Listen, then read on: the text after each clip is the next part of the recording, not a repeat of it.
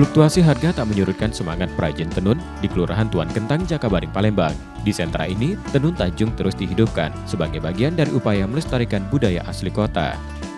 Dahulu, kain Tajung biasa dikenakan pria Palembang sebagai sarung dalam upacara besar, sementara perempuan memakai kain blongsong.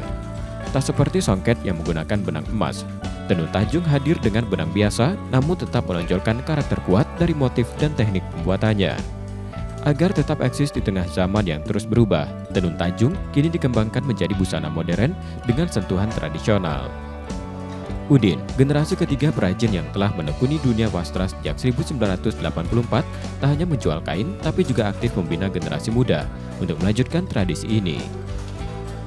Karakter dan budaya Palembang ini bagaimana istilah mempertahan kain Tajung dan blongsong ini supaya lebih eksis di masa yang akan datang.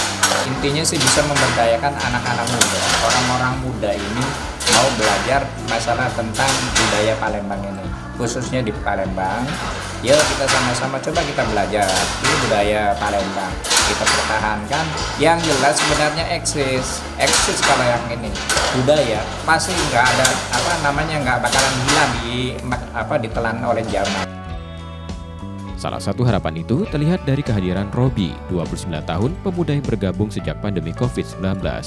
Meski tak menamatkan sekolah, Robi kini telah 5 tahun menekuni dunia tenun, mewarnai masa depannya lewat benang dan alat tenun. Jadi kita tuh direkrut oleh Pak Udin ya. Kayak kita nganggur seperti ini kan, ya ajar-ajari di kembang ini, motif ini. Jadi seni itu masuk di pola pikir kita, Pak. Jadi tanpa ini lagi udah tahu. Iya.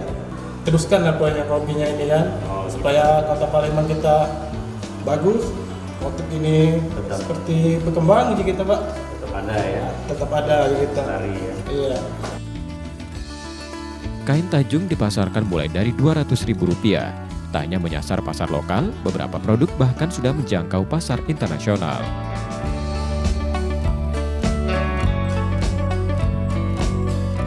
Suara khas dari alat tenun tradisional, gedogan, yang berpadu dengan motif-motif etnik menjadi daya tarik tersendiri, terutama bagi wisatawan mancanegara yang ingin menyaksikan proses pembuatannya secara langsung.